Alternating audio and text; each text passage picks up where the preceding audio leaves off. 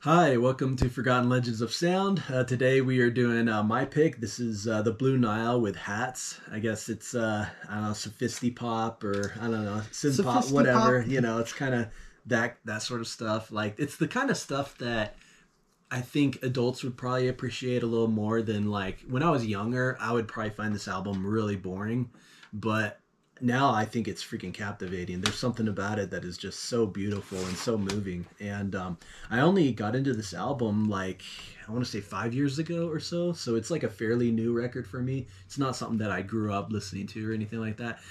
But yeah, I love this album. The story behind it's kind of interesting too.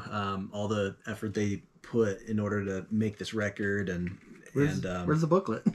yeah, I know. Even though it doesn't really have like it's only like one page booklet, but what can you do?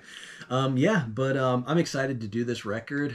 It's not terribly obscure, but it is something that I really love a lot, and it would just be awesome to kind of put it out there and see what you know. So what's the backstory on the interesting story on how this got created? I don't know all the details. It's been a while since I read about it, but after their first album, I guess there's a company that wanted to showcase a certain new type of technology or stereo or sound system or something. So they had Blue Nile create music to like work with it. And like the first album did really good, and then they were having like writer's block and stuff for a long time before the second album came out. Because the first one was like '84, and this one's like '89. Right. So they were kind of just like I think working and doing just random things and whatnot, and then it finally kind of all came together. And I think the sound on this album is also incredibly amazing too. Like it's especially for '80s music, it doesn't sound super dated. You know, some synth pop and stuff from the time you just hear where it's like, oh yeah, those keyboards would sound like old school keyboards or beeps production. and boops. Yeah. Whereas this still sounds really, really good for its time. Same thing with Depeche Mode's Violator. That's an album where the production just sounds like, even though it was 1990 when that was released, it still sounds pretty timeless, Right. And I feel like this is probably why an album like this is probably endured, is probably the production why. Granted, I'm not a huge like production is everything person, but it definitely amplifies the songs. I do love the songwriting a lot too, but I don't know. I know this is probably new for you. What are your thoughts? I've heard songs and stuff from you playing songs. You might have played this once or twice, like in its entirety around me when we are just chilling or whatever. Yeah, I'm not super into these guys or whatever, and I don't know them super well, but I'm just kind of along for the ride. So yeah. I think the Paul Buchanan guy, I think his vocals maybe are an acquired taste, but I think it just sort of fits this sort of like the lyrics have to do with like relationships, nocturnal moods, like just kind of loneliness or just kind of like getting through life and stuff. Like, I don't know. The lyrics are definitely very relatable, which I like. I will say though, sophisti-pop for a genre tag sounds made up. That sounds made up. Like, do you remember that song that's like from Black? It's like, it's a wonderful, wonderful life. No need to find. Yeah. Well, anyways, that's like another like sophisti-pop artist. Yeah. And I just call it all synth pop. It's a wonderful one. Call it all like synth Cock pop. Robin would kind of be sophisti-pop too. Sure, Sort of. Like synth that pop. kind of adult. It's like adult contemporary in the '80s that had some keyboards is probably what sophisti-pop is. That's probably what I'd say. Well, we are gonna go ahead and go through the album, rate the songs between a 1 and a 10, 10 being masterpiece, 1 being terrible, and definitely support the artist and everything, buy the album and everything. It should be good. Yeah, you ready to rock and roll? Yeah, let's do it. Alrighty, so this is the Blue Nile with hats. The first song is It's Over the Hillside. I almost started reading the lyrics. Alrighty, Over the Hillside. Here we go. Everybody's working for the weekend. Freaking Loverboy, right? Yeah. Is that Loverboy? Yeah. Yo, man, they working for the weekend. Yeah. Oh, we're gonna tune this one up, huh? I know this song gets louder as it goes, so it's like the beginning bit is a little quieter. This is definitely a far cry from doing Snot the other day, like black and white of like super heavy and whatever, and then super chill, and we're kind of covering a lot of ground.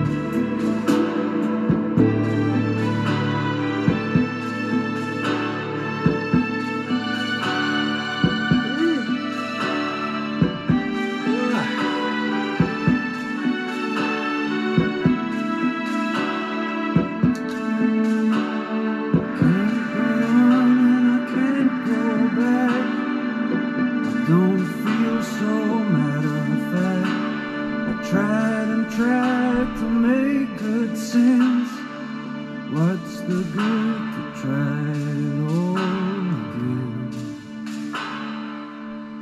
I don't know, man.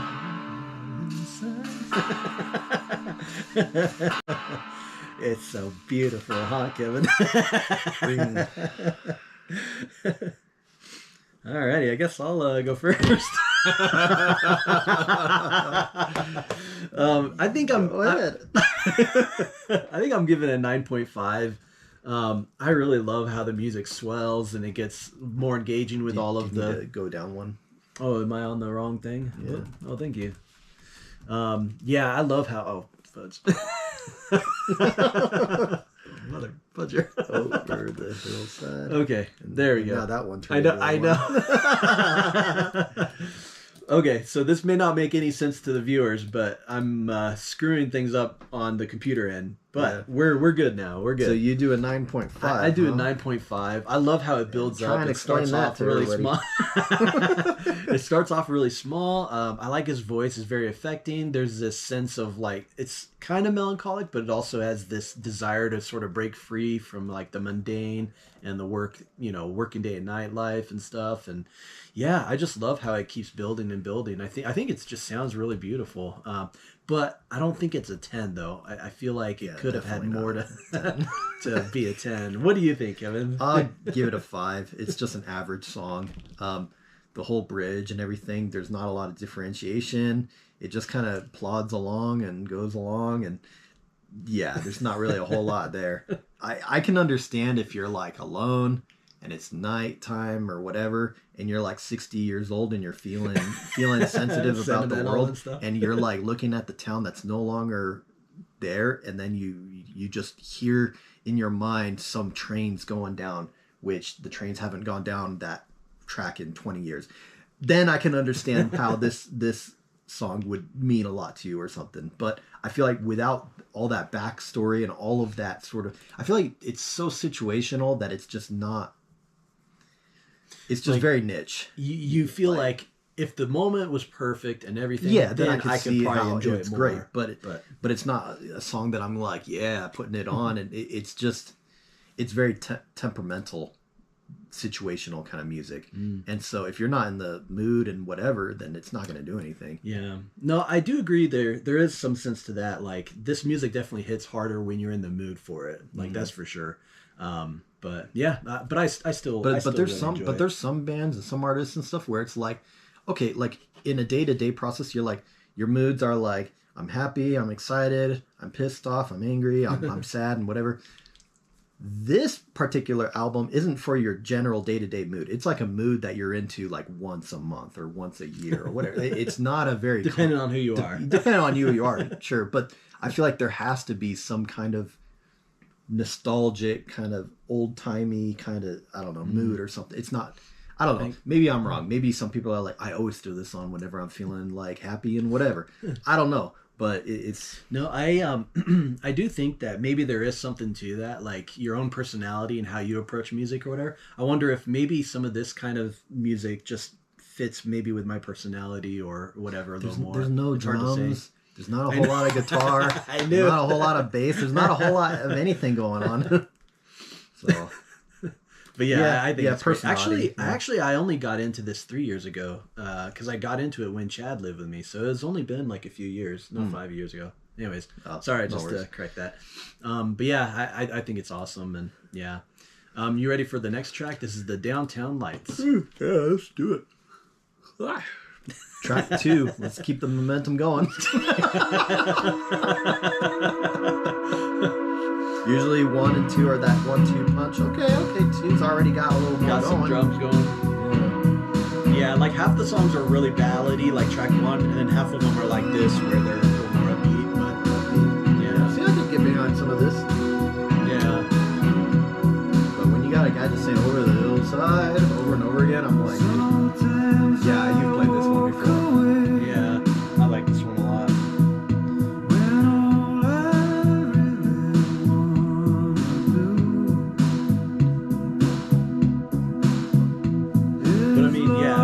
It's pretty minimal, but yeah, very minimal. Which is just a choice, you know. Oh, you're saying they can do more? Probably. I think it's a choice. Like You don't need to fill in a bunch of notes in something if, you know. Sound a little defensive. No, I'm just saying that it's sometimes minimal is better. Sure.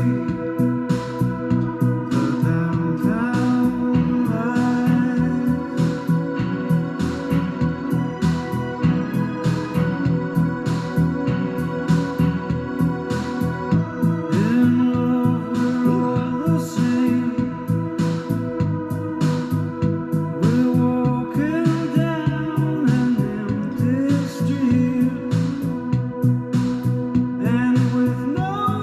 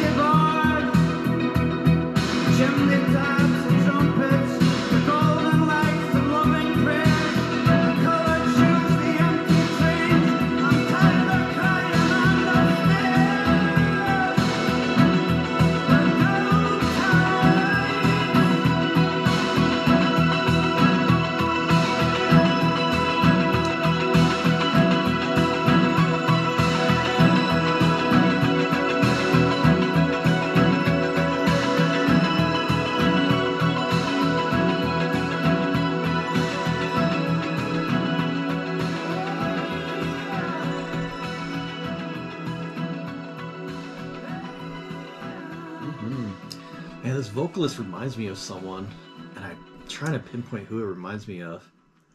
It reminds me a little bit of like Dire Straits, if Dire Straits wasn't as like chill vocally, you know. I don't know, like a ballady Dire Straits in a way, but different though. I don't know. Yeah, I don't know. Yeah, what are your thoughts on that one, bro? I'm gonna give it a 6.5. Definitely a step up from track 1, but it's the problem is it kind of just stays in the vein and it's very repetitive. And one of the problems that I have with like post rock and stuff is there's never like a release. There's never like a reward for certain build up, certain whatever.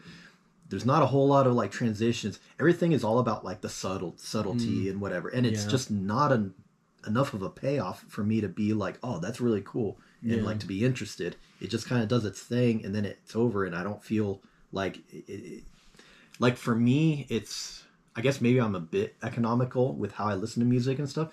If there's a song that's like 6 or 7 minutes or whatever, but it's doing the same thing over and over again, I'm not going to care for it. You know, it's like, well, I would have been fine with it just being done at like 3 minutes or whatever, you know. Yeah. But there's sometimes people drag and draw out the song, and I'm missing the impact. You know, I'm missing the impact on why it was even that long in the first place, you know? So I don't hate this song. My favorite part is definitely the talking part, but I feel like the chorus is so lackluster with what I feel like we're going for and what we're going to get into.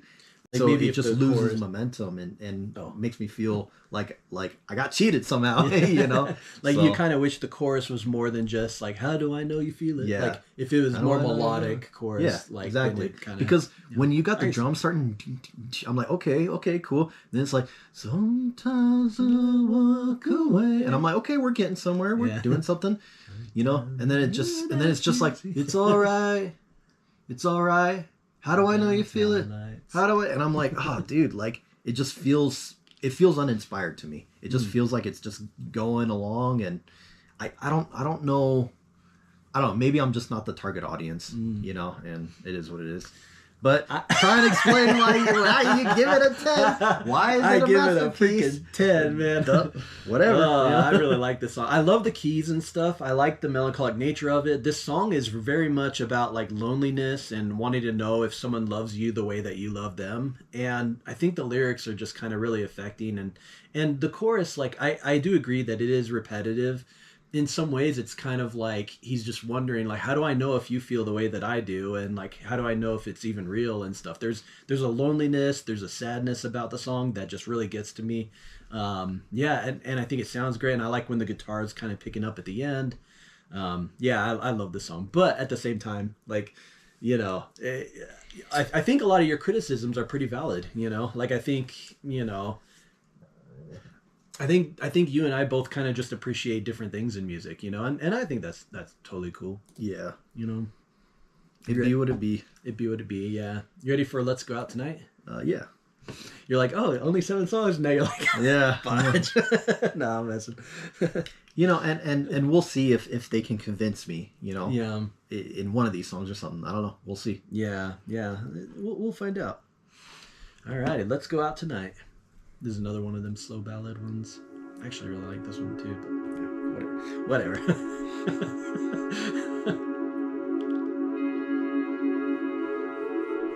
And it's like, I like Pink Floyd, but I don't love all of Pink Floyd. Even Pink Floyd, they drag their crap out way too long, you know? And it's just, but there's some people that are just like, you don't get it, you know, blah, blah, and I'm like, whatever, man. Like you could hear, like, if a guitar lead suddenly starts, right. You know, Dave Gilmour, whatever, it would almost sound like a Pink Floyd song.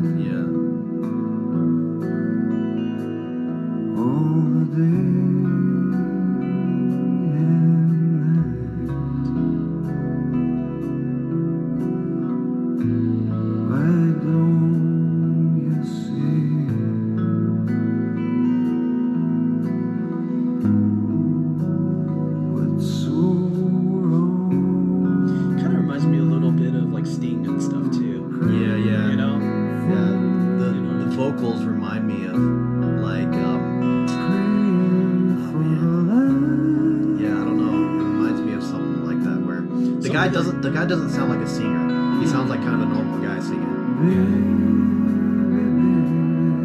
Some of it reminds me a little Tom Waits ballady vibes too. Totally different vocals, but you know, a lot of similar feelings.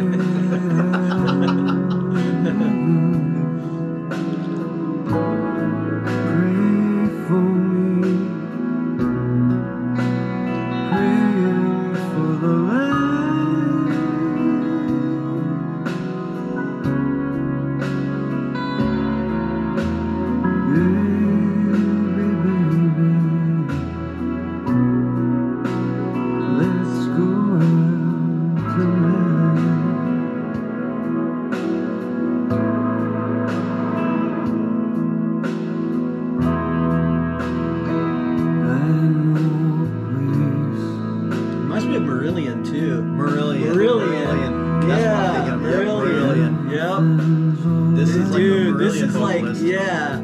This probably maybe influenced Marillion too, because I could totally hear a lot of Marillion in this album. Yeah, it's Marillion. It's Marillion. That's what I was thinking. We did it. We figured it out. That's what man. I was like, it sounds like something. Yeah, that guy's name is like Hogarth, I think. The new vocalist. Marvel. Yeah, dude, I never really like made that association, but now I'm like, dude, Yeah. no wonder I like Marillion, and no wonder I like this too. Like it had that atmospheric crap. But Marillion has more interesting ideas, I feel Yeah, well, yeah, they definitely, yeah. Because they add in the whole rock stuff. And they're more make it talented more- musicians and Yeah, stuff, like they for sure. they-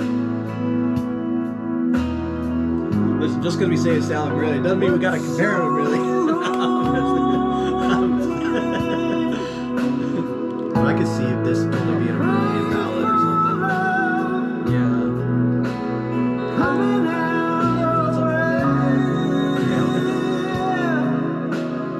Yeah, it really does sound like Marillion.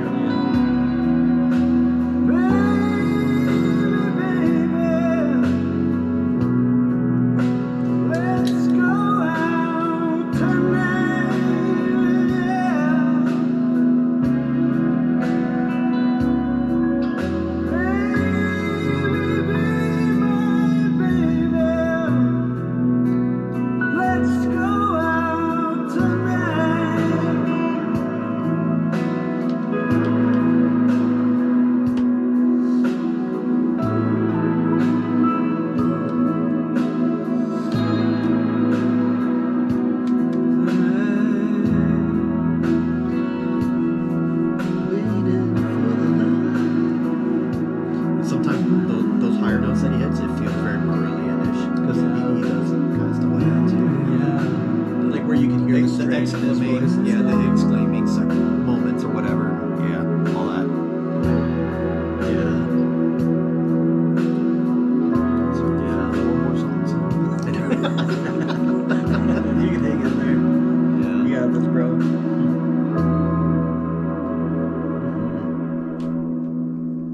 Gotta let it fade out. Fade it out. Yeah, I love that song too. I give it a 10 also. Gosh, when I'm in the mood for this song, it freaking hits hard. I like the sort of plea of like, don't be sad. Come on, baby, let's go out tonight and just try to have a good time. I think it's also really somber. It's kind of a sad song too, compared to track 2 also. But yeah, I really like it a lot. I love the soft little pianos and stuff that go in, dude. And man, I really like that song a lot. What do you think? I'll give it a 6. It sounds like the guy's not really convincing anyone to go out tonight because he sounds like he's just as depressed and whatever. Like, it's above average. It's a bit boring. There's not a whole lot going on. It's just a ballad, but it's not really doing a whole lot. Well, I mean, a 6 is still good, but the snarky criticism makes it sound like it's a 3 or something. Like, it's just, I don't know, man. Like, it's supposed to be all tender and whatever, and maybe I'm just some cold-hearted bastard or something. But I'm just like, I don't know, man. Like this. There's just not a whole lot going on. There's not a whole lot of convincing of anything. It's just so subdued. It's so subdued. When it comes to synth pop and stuff, I like the more, I agree with you. It is subdued. I like the whole aha stuff. I like the melodic stuff. I like all that stuff. Yeah, I just feel like there's a little bit more passion in some of that stuff. This is a lot more just, it's thoughtful and stuff, but you really got to be in the mood for it. And I don't know when I'd be in the mood for this album because it's just back to back. If this is like what the whole album's gonna be like, it's just gonna be freaking rough, man. Yeah, like yeah. I'm sorry, bro. Well, at least you're giving it a shot. I mean, I know that probably doing it on video is probably not the perfect setup for it, but I'm glad we're still doing it. Though, yeah, you know? and I'm not saying I'm not trying to pick a fight. I'm not trying to I'm trying to say what I really think. Yeah. And with a little snarky, no, it's okay. And it's okay. Like if you like Blue Nile, like the viewer, and if you like Blue Nile, that's totally fine. I've got nothing against people liking this and stuff. I'm sure just saying that it's such a it's such a specific, sound and whatever that it's like Well, I judging by the people on our channel, I bet there's probably some of them that were probably gonna agree with you and be like, "Dude, Ian's pick is freaking boring today." They'll listen to the first song and then turn it off. I know. And that's just the way it goes. Like we all enjoy different things, and it doesn't mean anyone's better or less better or whatever. Like it's just we all have different tastes, and yeah. Ready for headlights on the parade? Yeah, let's do it. At least this one picks it up a little bit more.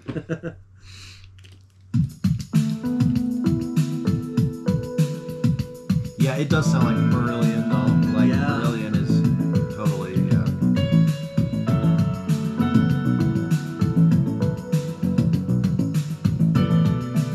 This is like the Piano Kenny guy.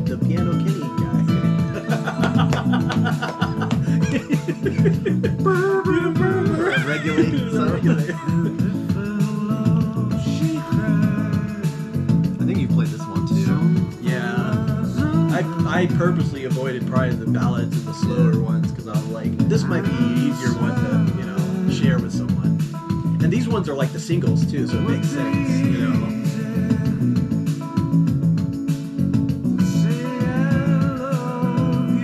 So how come like this sappy crap gets a pass on radio music, and then other sappy whatever love crap doesn't get a pass? I have no idea. Yeah, what's up with that? I don't know.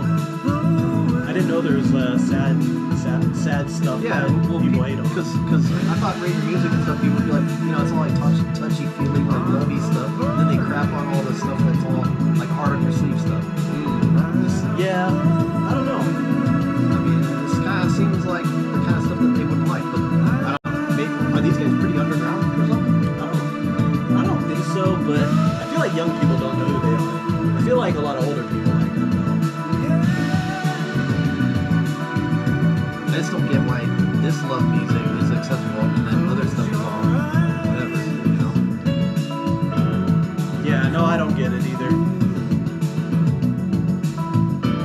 But honestly, a lot of the hipster radio music crowd, I don't think is looking up a bunch of sophisticated pop stuff, really,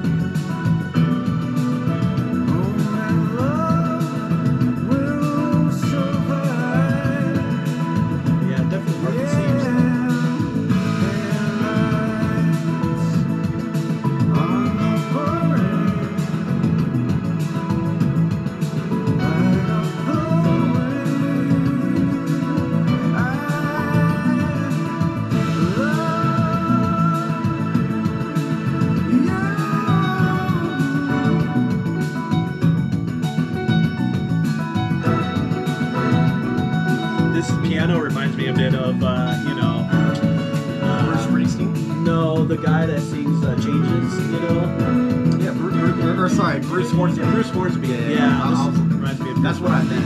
I didn't mean to say Springsteen, but Bruce Hornsby Yeah. range, It reminds me of that style of music too. At least this song does.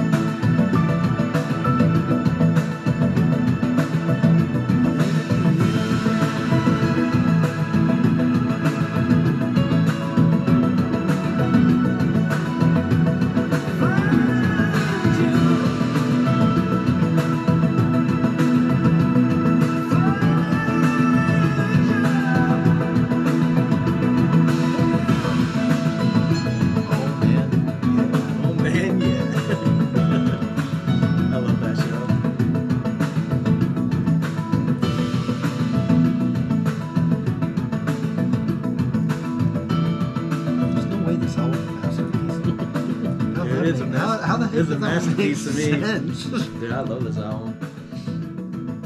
Dude, I love it. I love it. All right, bro. This is your turn.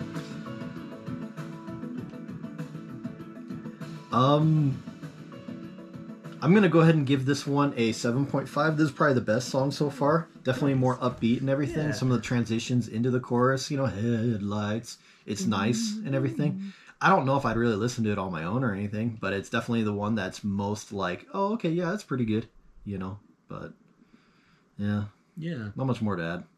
Yeah, I give it a 10. Just beautiful. I love the piano throughout, just the sort of like synths and stuff over it all, the melodies.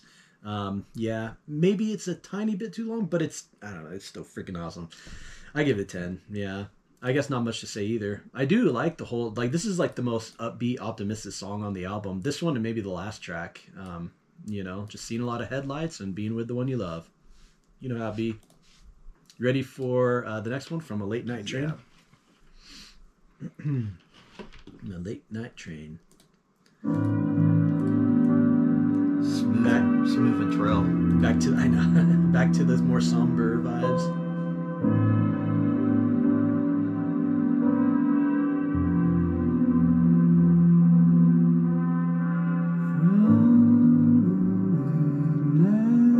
A lot of this music reminds me of like American Tail for some reason. Old school New York or something. Rain. Do you get a little bit of Waterboys vibe as well? Yeah. I can hear Waterboys in this too. Yeah. See, I don't like any of that stuff that much. I don't like yeah. One day I wouldn't mind doing that Waterboys album, but we won't. We don't have to do it. Like, yeah. I know it's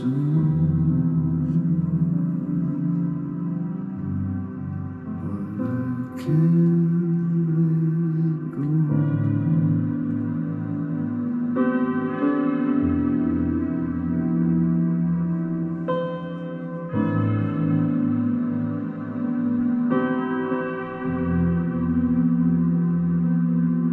The cigarettes, the magazines, Definitely giving me Tom Waits vibes for sure on this one. all Kentucky stacked Avenue. up in the rain. Louisiana. There doesn't seem to be a funny scene. It's over now. I know it's over. Martha. I love Tom Waits too.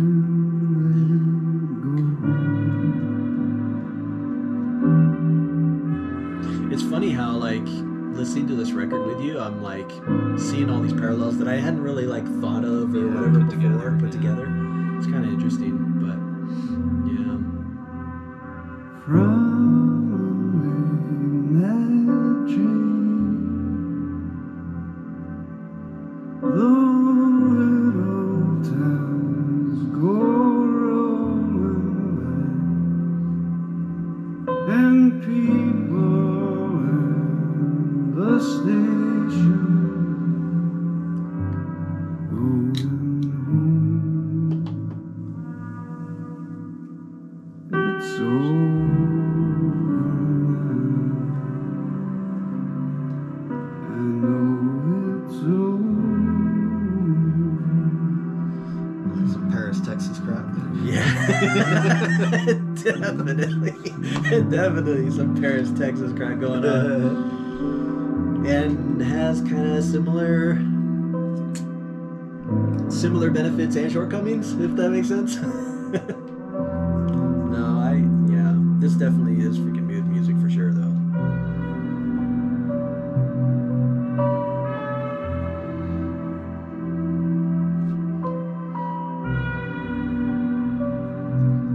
Gosh, this song hits hard sometimes. The song is the one where you're drinking and you're just like, mother fudger, you know? You're on a train. You're like, it hurts like a son of a bee, you know? I know it's over. I guess it's my turn, huh? Yeah. I don't know how to rate this one. Depending on the mood, it's somewhere between a 9 and a 10 because depending on the mood, it hits harder and it hits softer depending on it. Do you want me to share my thoughts? Sure, yeah. What do you think? I'll go ahead and give this one a 9. I Oh, think this one wow. was great Wow. because this song, Whoa! it respects your time. Wow. Okay, I don't feel bad giving it a 10. Let's give this respects your motherfucker a 10. It's not overly drawn out and That's everything. true. It's only like 4 minutes. And it's the song that can actually put you into the mood. You don't have to be in the mood to enjoy it. Like as it was going with the and everything, I was like, okay, this one has something that the other ones don't, where it's actually putting you into the mood. Even if you're not really in the mood, you get drawn in, you get put in the mood, and it respects your time and everything. And so Dang, with you him, surprised me so much. with him saying like, and it's over, I know it's over and everything. I thought the lyrics were the best on this song. I felt like it was more concise, not drawing out, not wasting your time. But I can't let go. I thought this song was probably the best so far. Dude, Kevin, you're an awesome freaking dude. I'll take that freaking 9. You're like, to the bank. You're like, I'll just throw you a bone, I know, dude. It's kind of like that kite video in the last song when you gave it a 10. Yeah. And I was just like, dang, like, some of your ratings surprised me, though. Yeah. But I'm glad you But enjoyed when I that explain song. myself, you kind of get it. I get it, yeah. No, I definitely get it. Because when you got like a 6 or 7 minute song and you're freaking repeating lines over and over again, and it's like you think you're making an impact, but you're not. I felt like this one made impact, and it didn't even have to be as long as some of the others. Yeah, exactly. No, I definitely get that. Yeah, I'm glad I gave it a 10 too. Well, or a 10. I gave it a 9. And yeah, I think the lyrics are really moving. It reminds me of there's this song from Tom Waits called Kentucky Avenue where he's like just talking about like this girl and a boy, talking about all the things that they're like getting up to, spitting on Ronnie Arnold and freaking, running around like just causing mayhem and stuff. But it's just such a freaking beautiful song, and it talks about their yearning to just run away or whatever, and stuff. And I don't know, some of that sentimentality and stuff in some music is just so freaking beautiful to me. So this one really reminded me of Tom Waits, even though different in some ways. And I love how like this song, like dude, most of this album to me communicates this sense of longing, and that's probably why it fudging hit me like a brick. Dude, when I first heard it, I was listening to it over and over and over again, and then I played it for Chad, and dude, he was like, well, whatever, like I don't know how you listen to it over and over again. Like, well, I was there too, you're playing it around me. Yeah, I was around. Anyways, you were really into this. I was just really freaking into this record, and it just hit this mood that I really like. And me and Chad just didn't get into it as much. Yeah, but you guys at least let me play it, and I know I'll never love it as much as you do. Yeah, because it's too much. It's too much of a. It takes too much work and too much patience and everything, and I'm just like, you gotta give me something more. But anyways, like that song, I would actually listen to like on your own. Yeah. Cool. But I don't want to go through the first 4 songs to get to it. Yeah, that makes sense. So now we got 7 a.m. You ready? Yeah. You're like, maybe like a 9. If I gave it like a 4, you I would know, give it a 9. Probably. Yeah. You're so persuadable. I know. I am very persuadable. I'm like, oh man, I'm giving so many freaking 10s, and I do love this freaking album, but like. But the problem is when you got like 10s all the way through, then it's probably in your like top 10 albums of all time or something. Because it's definitely this and No Control for Bad Religion are like my top 2 of the 89. Like I don't know which one I like better, but both of them are definitely up there. Yeah. I'm just saying like this album would get a better score than like Third Eye Blind's album and stuff. No. Well, because you had like 9.5 and stuff. I know, but this one is lower. This one and the next one are like the 2 weakest songs for me. So it's like because it has so few songs, the lower rating just kind of brings it down so much more, But yeah, but those first 5 are. I promise I'll be objective. Okay. I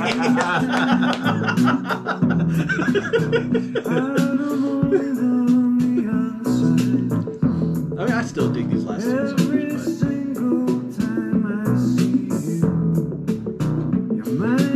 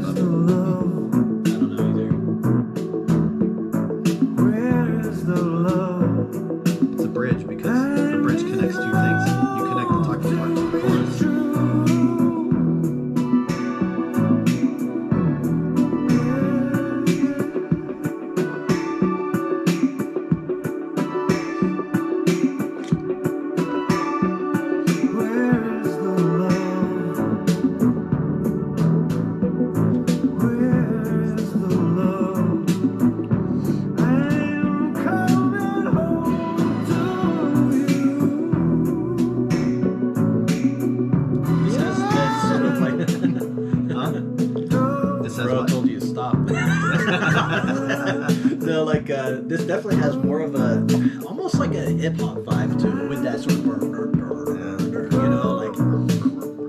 that low bass kind of grooving along.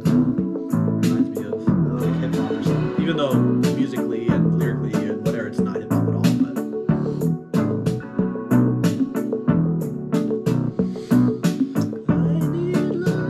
But I got a little bit though, doesn't it? yeah, this one's definitely the weakest for sure for me. Just not a lot of ideas. Yeah. You can't just bring it back now. You can't I've just already lost persuade it. me. You can't just persuade me throwing in a little Rickenbacker guitar.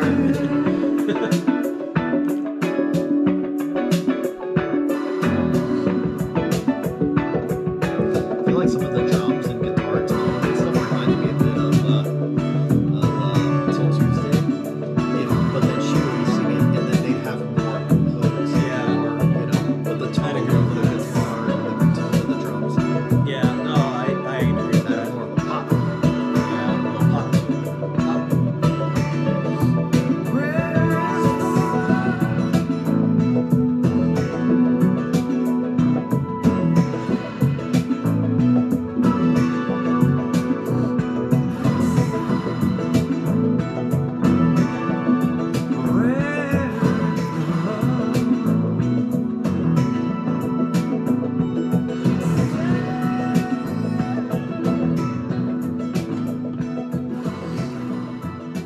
Yeah, this is me. Yeah. What do you think, bro? I'll give it a 5.5. I think it's just a little bit over the hillside, I guess. Oh, interesting. No, maybe it's 5. It's about the Yeah. same, man. I don't care about fighting between this song and track 1. They both were just kind of there for me. I think this song just kind of meanders on and it doesn't really do a whole lot. Shoot. So yeah, not much to say.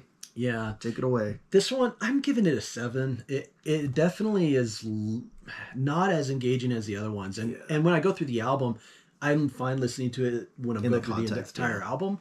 But I never go out of my way to listen to this track. I never like finish it thinking like, oh man, 7 a.m. Like it's just, it's definitely the weakest song for me. Yeah. Maybe 6.5 Them's the too. breaks. Like it's definitely definitely the weak one out for their whole record for me. But Saturday. dude, I love Billy Joel. No, I'm joking. Yeah, no, Elton John's pretty awesome. Yeah. Should we do Saturday night? Saturday Night, the last track. No, in case the viewers don't know, sometimes for humor's sake, I like being purposefully wrong. Yep. And it's just funny. And some people don't know that I'm being purposefully wrong, so they I think know. that I'm, but you know. I know you're screwing And Chad with knows. people. And like some Well, I other know friends know that I'm just like fudging Yeah. around, Yeah, man. It's but funny. It's just kind of funny. It's funny to be so confidently wrong. It is. It is funny. Yeah, I agree. All right, here is Saturday Night. Yeah, let's do it. Not the Elton John or the Billy Joel version. Saturday.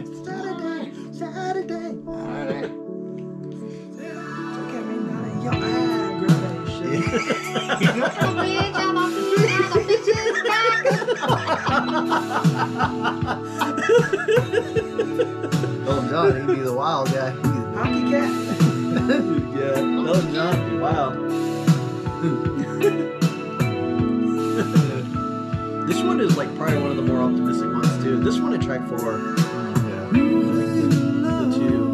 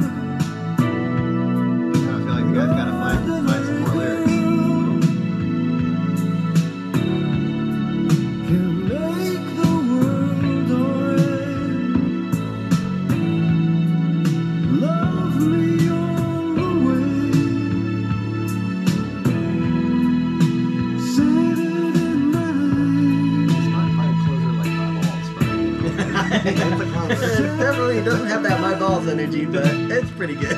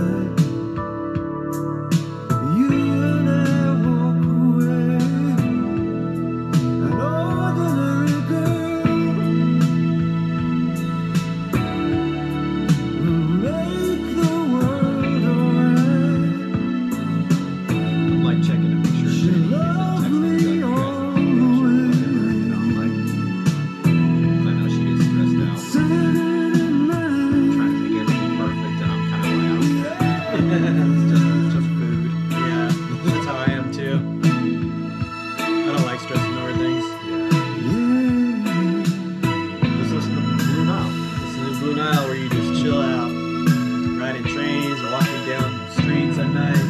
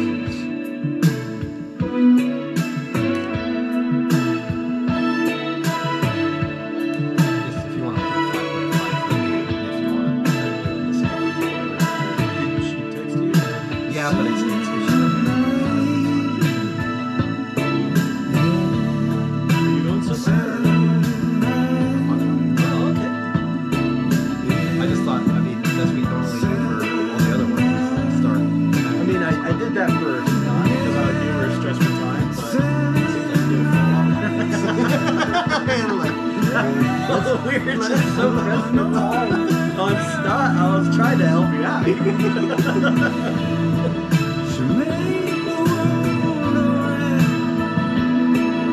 you not sure what you would pick for this song?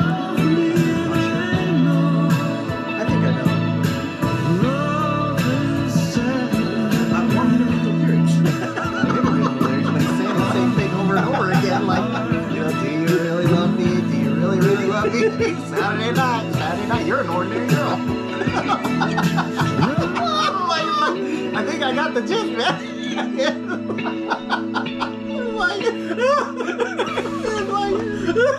Who do you really love? Who do you love, baby? Oh, baby, yeah, it's alright. It's alright. It's alright. You're not a baby girl. It's Saturday night. I'm like, I think I got it. Did I miss something?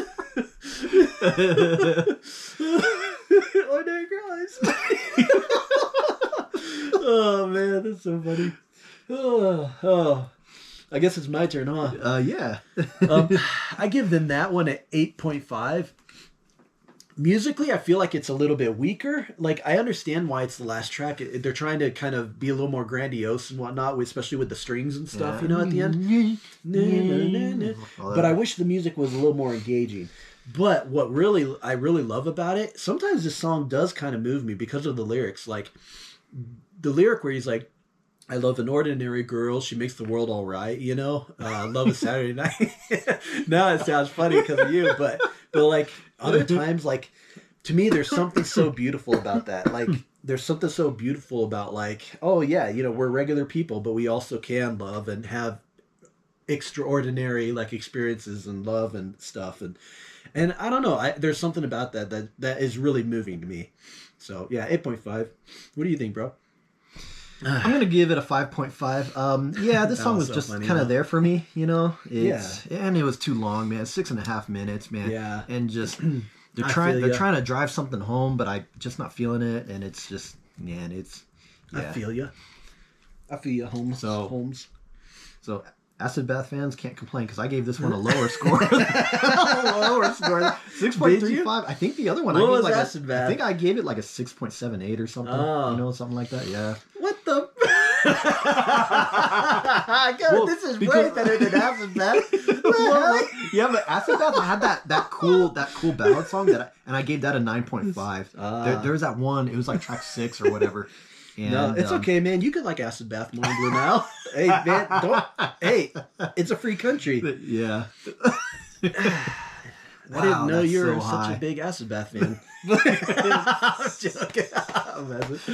Yeah, no. Let me do this final score. Yeah, so Ian's doing the score and everything, and the thing is like on our channel and stuff, I tend to be the most critical out of every video we do or whatever, unless it's one of my picks. Then Ian But did like be critical. when Chad picks something or Ian picks something, I'm usually the one who's got more of the critical eye, so to speak. And so for better or for worse, that's just how this channel rolls. For like when we do, so the thing you got to know is when we do videos, I'm the one that can hear the music and he can understand what. I'm joking. Well, I'm you're a lot more I'm like messing. live and let live, and just I'm happy with anything and everything, and you know I do like a lot of stuff. Yeah. So you're the most easy to please. That's true. Because a lot of music just sounds really good to me for some reason. I'm the hardest to please. No, I agree with that. Yeah. It has to be really, really good. But dude, you came around to Premiere and you're like, oh yeah, sick. So Premiere wasn't too hard to. I already knew that. Like I liked some of it already. Yeah. And I've listened to that album like 50 times now since we did that video. So yeah. So it's like not everything I pick is right. Yeah, every once in a while there is something that you take and then you run with it. Yeah. But like that Blue Premiere Nile album, Hats is I just would not one of those. Yeah, I mean, and who knows? Maybe if I did get in this album, my scores would probably go up.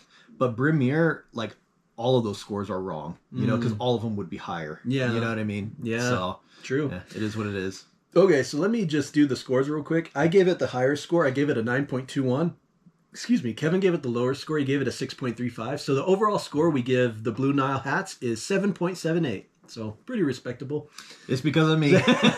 I'll do my closing thoughts. Like, sure. I mean, it's not like it was wasted time or anything. Yeah. It's not like, you know, I like doing videos. I like going through albums with you. And there's a lot of people that won't sit there and go through an album with lyrics and do digest that. You know? it. And, it's so rare for even people that listen to music to just sit down and spend time with just the music and the lyrics and to get into it. No, I'm glad you're willing to do that because so many people don't do it. Don't do it, you know? Yeah. And so I'm glad we went through it.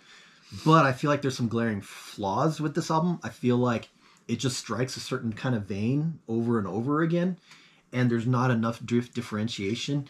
Even if even if there were like even if they wanted to do some, you know,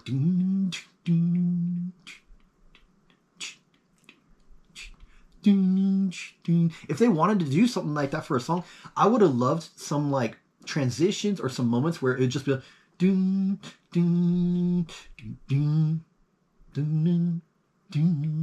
then, you know, something to stop and then start something or to change it up. I guess you want the rhythm to be a little more active in the band rather than the rhythm of the band is more so like to the overall effect, like painting the this atmosphere picture rather than having its own sort of active role of like doing things and stuff. The drummer didn't have an active role in the songs. He was just doing the same thing just over and over and over again. And it's just like, man, I would have liked there to be some like It always goes to the drums. like It always like, goes to the like bridge. one thing that I do like that 10 Summoner's Tales album. Yeah. But the drummer's very much involved in everything with how those songs go, and I just wish that there was just more involvement. And like a song like Headlights on the Parade, if you had like, because you already have this do do do do do do do do do do or whatever, you know, and then you could have like some cool little fills and stuff. I mean, it doesn't have to be like, yeah, it doesn't have to be something to give it more liveliness, more oomph and stuff, and for the drums to matter. Yeah. If you're doing the same thing throughout the entire song for the verse, bridge, and chorus, and the drums are still doing the same thing, it feels like you've just got a drum machine, and it's like, what's the point of having them? Sometimes the drums almost sound mechanical on this, but I don't really know. But I mean, I'm glad we went through it. It's not really my thing, you know. Anyways, that's kind of my thoughts on the album. You know, I don't think I'd listen to it on my own, but I mean, I'm not gonna hate it or anything. Yeah. You know, it's an average to above average album for me. Yeah. Let me take it all home. Blue Nile Hats is a freaking masterpiece. No, I do love this album. I love the atmosphere it creates. I love the sort of like melancholic or longing kind of feelings, or even like loving sort of feelings that these songs sort of encapsulate. There's something about it that just like speaks to my soul. You know, I don't know. I really enjoy it a lot. But at the same time, you know, yeah, those last two tracks are a little bit weaker than the rest of the album. But, you know. I did give you track 5, though. You did give me track 5. I did give you track 5. That's true. That's true. You're a real champ for giving me that 9. No, but it was fun going through it. And, yeah, I hope that other people will be able to watch this and be able to enjoy it as well. And, yeah, if you haven't heard it, hopefully this will convince you to get more into Blue Nile. I haven't really heard their last album much. I've mostly heard their first 3 albums. That Family Life song, man, I love that freaking song on their 3rd record. But, you know, it's like, if you don't like it, that's fine too. But yeah, I guess I don't have much more to say other than, yeah, I love this album. I think it's really cool, and it's definitely a unique 80s album for sure. Like, I do feel like, you know, there's definitely those Marillion vibes. Definitely those kind of Steam Police vibes, and also that Water Boys kind of vibes, like those all blended together. All blended together, like that's kind of Marillion definitely was the most on point sort of comparison. Because it is very atmospheric sounding and stuff, and like almost But anyways, thank you guys for watching. It was fun doing hats. Hope you guys have a good rest of the day, and take care.